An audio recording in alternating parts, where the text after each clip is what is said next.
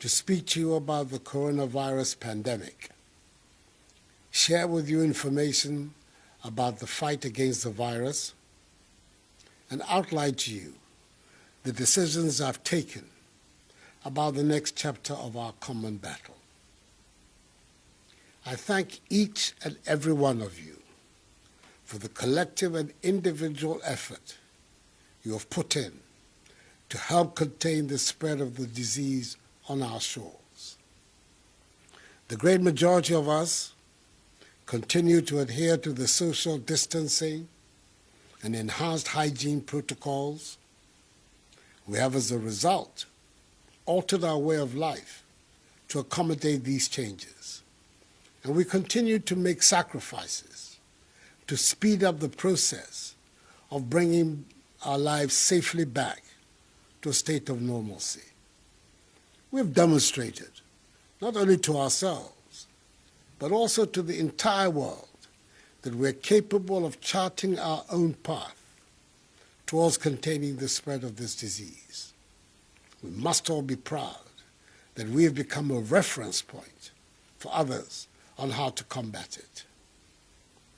In all of this, I say a special aiku to our heroic healthcare workers, our efficient teams of contact tracers and testers, our far-sighted scientists, our professional security personnel, and responsible members of our media, who've done a yeoman's job over the last 11 weeks in the fight. Your efforts are truly appreciated, and the Ghanaian people will always be in your debt. When the first 2 cases were confirmed on 12 March 2020, we took timely measures to attack the virus. We decided that we would, 1, limit and stop the importation of the virus, 2, contain its spread, 3, provide adequate care for the sick, 4, limit the impact of the virus on social and economic life, and 5, use the opportunity afforded by the emergency to expand our domestic capability and deepen our self-reliance. To attain these objectives and respond to the clear evidence that large gatherings provide the most fertile grounds for the spread of the virus, on 15th March, 3 days later, under the Imposition of Restrictions Act 2020, Act 1012, I placed a ban on public gatherings and closed down all schools and universities. On 21st March, I closed all our borders by land, air, and sea. Subsequently, on 27th March, I placed restrictions on movement of persons in the Greater Accra metropolitan area, Tema, Kaswa, and the Greater Kumasi metropolitan area and contiguous districts for a period of 3 weeks. In view of the obvious economic difficulties that the tough measures brought, I also announced far-reaching reliefs to ease the economic and social burden on households and businesses. These included subsidies on utilities for all, tax reliefs and financial packages for businesses, and incentives for our frontline health workers. Fellow Ghanaians, as of today, Sunday, 31st of May, under these measures, we've conducted 218,425 tests. The number of positive cases stands at 8,070. 2,947 persons have recovered. 36 have sadly died. 13 persons are severely ill, with 3 critically ill, for which 1 is on a ventilator. And 5,087 are responding to treatment at home, isolation centers, and hospitals. Our hospitalization and death rates have been persistently very low, some of the lowest in Africa and in the world. The Ghanaian people are not dying of the virus in the hundreds and thousands that were earlier anticipated and that are being seen on a daily basis in some other countries. Indeed, we are witnessing a much milder manifestation of the virus in the country than was initially feared. And I dare say that it is the grace of God and the measures taken by government that have produced this result. Our ability to trace, test, and treat persons with the virus has improved considerably. We now have a large army of efficient contact tracers. We've expanded the number of testing facilities from 2 to 10 across the country, and we've increased appreciably the number of quarantine, isolation, and treatment centers. We've lessened our dependence on foreign imports and scaled up significantly domestic production and distribution of personal protective equipment to our healthcare workers, evidence in the provision of 4,440,690 gloves, 3,524,205 nose masks, 62,194 goggles, 109,829 liters of sanitizers, 85,995 head covers, 82,655 gowns, 53,517 medical scrubs, and 43,693 N95 face masks. As I've already said, everything that has been achieved so far would not have been possible without the strong cooperation of you, the Ghanaian people. I know at first hand the devastating impact the measures employed to defeat the virus has had on our social, religious, cultural, and economic lives, as well as on our jobs and the education of our children. And yet, because of love of country, we have borne with them. I know, however, that we cannot live with these restrictions forever, and that is, it is imperative we find a safe way to return our lives to normality, as other nations across the globe are trying to do. This has informed the stakeholder consultations that have occurred over the last few weeks with entities in the health, labor, religious, chieftaincy, educational, hospitality, transport, sports, tourism, and creative arts sectors.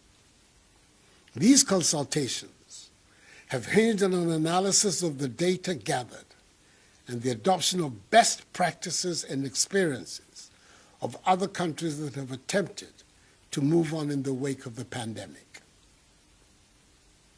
A consensus has emerged from these consultations that we should embark on a strategic, controlled, progressive, safe easing of restrictions to get our lives and economy back to normal.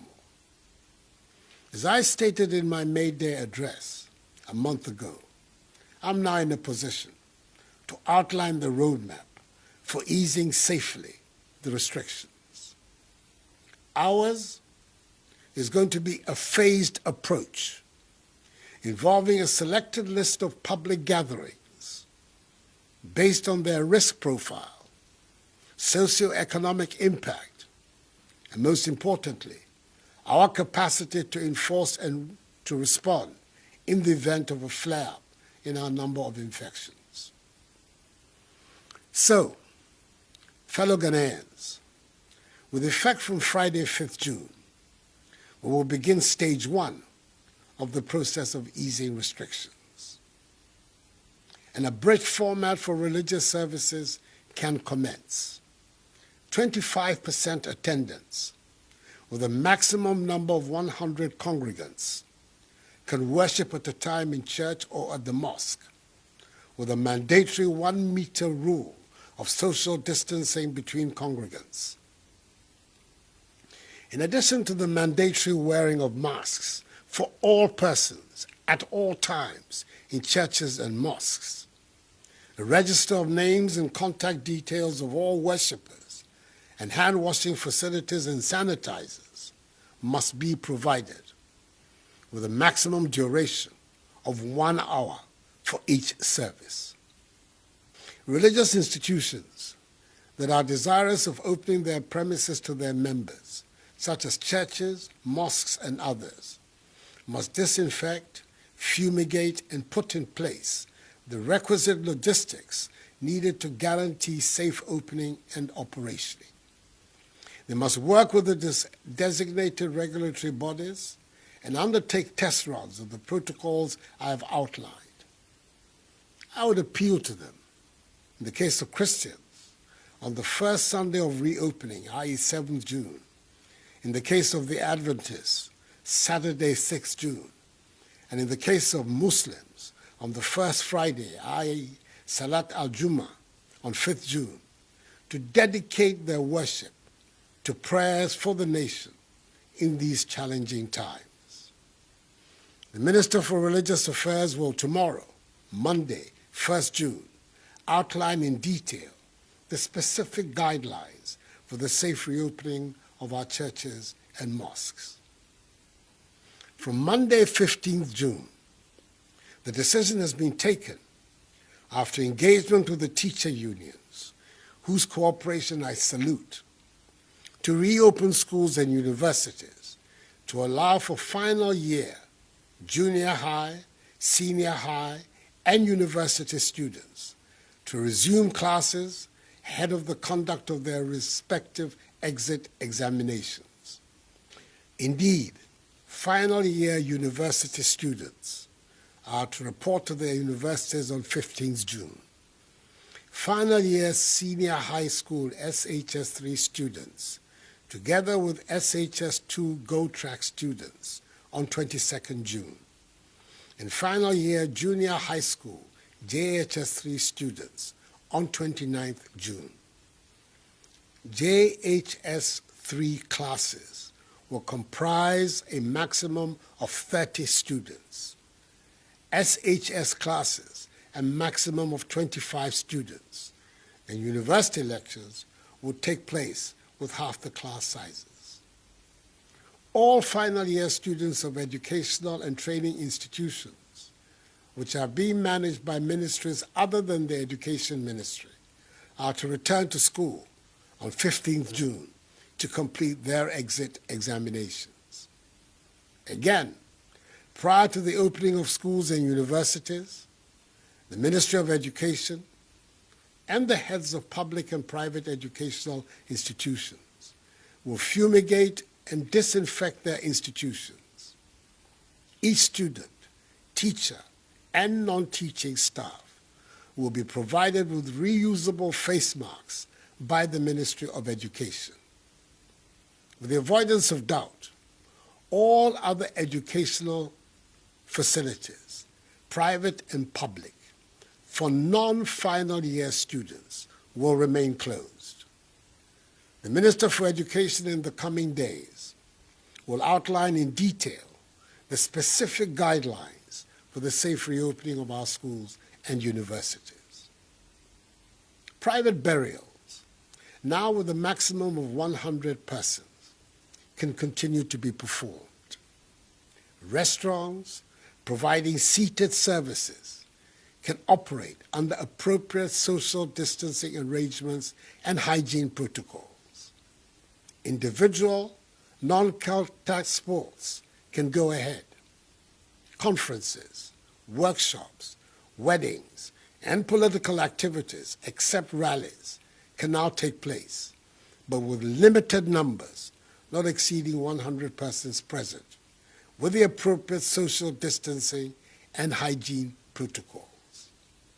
Marketplaces, workplaces, public transport, and constitutional and statutory bodies such as the Electoral Commission, the National Commission for Civic Education, and the National Identification Authority whose activities were exempted from the outset from these restrictions must conduct their activities in accordance with social distancing and the necessary hygiene and safety protocols.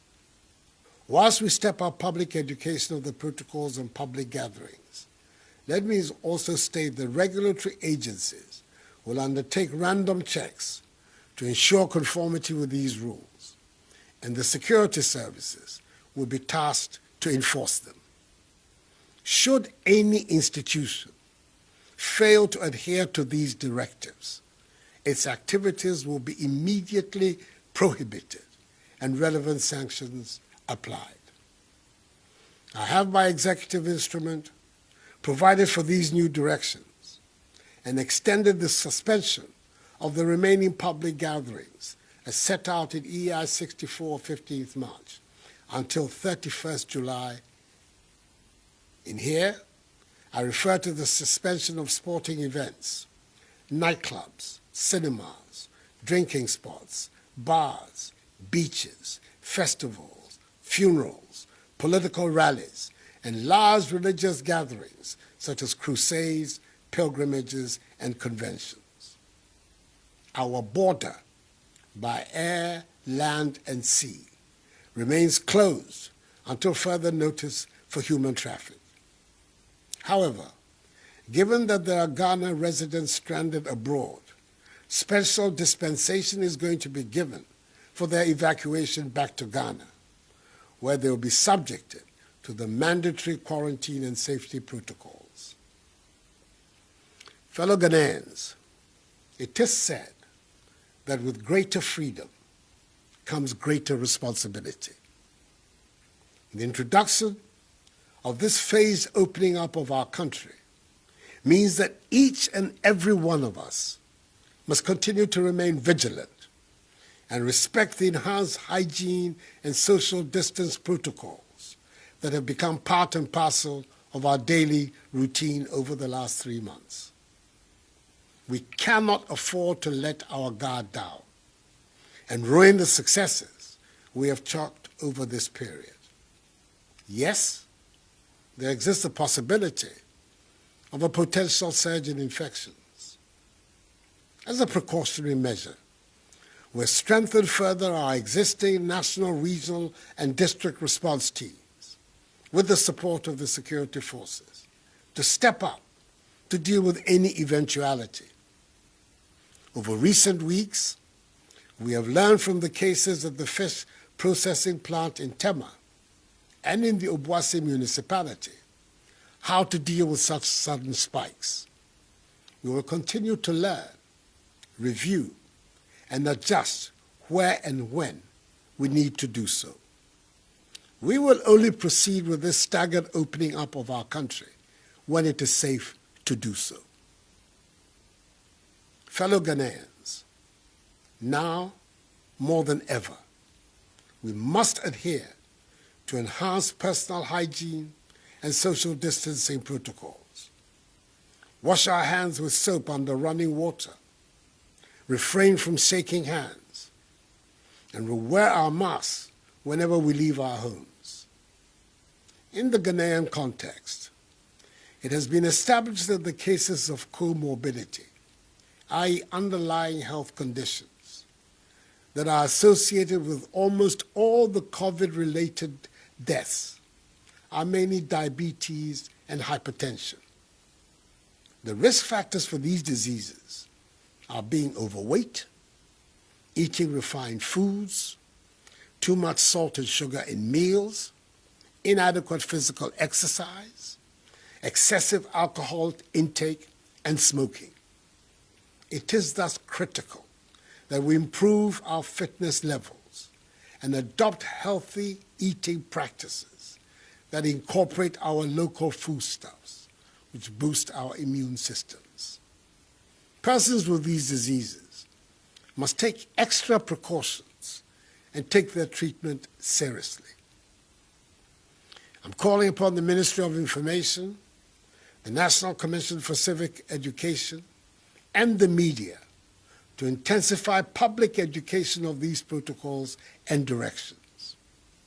I entreat all religious, traditional, community and opinion leaders to continue to partner with government in engaging, mobilizing, and enforcing adherence to social distancing and personal hygiene practices in their respective communities. Fellow Ghanaians, as I stated in my fifth address to the nation, we will protect people's lives, then their livelihoods. It is this principle that guided the decision to impose restrictions and continues to guide me today. The fact of the matter is that the measures we have taken appear, by the grace of God, to be working. Our healthcare system is so far not overwhelmed, and you, the Ghanaian people, have largely embraced the principles of social distancing, the wearing of masks, and the enhanced hygiene protocols, which are our most effective defenses against the virus. We've learned many lessons from this pandemic. The most obvious is that we have to fortify urgently our public health system. We have committed to the implementation of Agenda 88, that is building, within a year, a fully equipped, functional district hospital for each district that does not have one, and a fully equipped, functional regional hospital for each of the new regions, together with a new regional hospital for the Western region and the rehabilitation of Efiakwanta Hospital in 2nd-D. We have to empower and increase the number of our healthcare professionals across board. Universal health coverage must become reality for all Ghanaians, not a slogan. For every Ghanaian deserves good health and good health care. We need to focus our energies on ensuring access of poor people to decent housing. We can no longer ignore this basic requirement of social justice. We have to make the things we use and grow the foods we eat. We have to come out of this crisis better, stronger, and more united than before. Ghana, free, united, socially just, self-reliant and productive. That is the Ghana we're going to create together after we have defeated this virus. Enuanom, America kreni, yadeɛ ye ama yɛde nhwɛsoɔ bebree abaya brabom ɛde ahokyerɛ abrɛ yɛ nyinaa nanso yame adaroma nhyehyɛeɛ a yɛde egu kwan mu ɛyɛ adwuma ɛno nti ɛdu mmerɛ a ɛsɛ sɛ yɛgu nhyehyɛeɛ na mmara no mu kakra yɛnyɛ biribiara prɛko pɛ ɛfiri ɛna ɛkɔ nipa kakra bɛtumi akɔ asɔre ɛne masalachi yɛmba sukuufoɔ a wɔrebɛwie JHS, SHS ne university bɛtumi asan akɔ school akɔwie wɔn sɔhwɛ yɛyɛ ntotoyɛ ɛne hyehyɛ pa a ɛbɛbɔ teacherfoɔ ɛne yɛma ɛne ho ɛban mesrɛ mo biribiara mu ɛsɛ sɛ yɛkɔ so di seminar ne nsuo